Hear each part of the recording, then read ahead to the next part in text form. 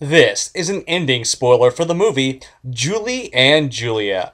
Julia Powell is a young writer with an unpleasant job at the Lower Manhattan Development Corporation call center, where she answers telephone calls from victims of the September 11th attacks and members of the general public complaining about the LMDC's controversial plan to rebuilding the World Trade Center. To do something she enjoys, she decides to cook every recipe in the Mastering the Art of French Cooking by Julia Child in 1 year. Powell decides to write a blog to motivate herself and document her progress.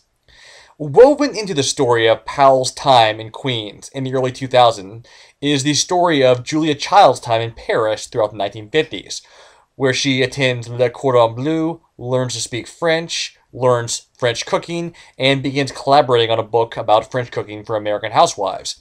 The plot highlights similarities in the women's challenges. Both women receive much support from their husbands, except when Powell's husband becomes fed up with her excessive devotion to her hobby and leaves her for a short time.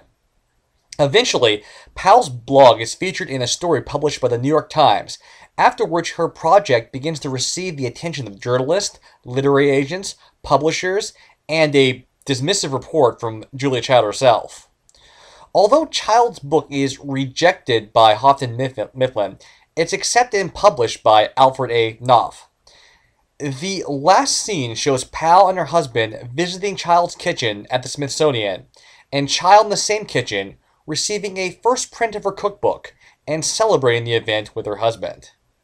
That's the ending. Thanks for watching this video.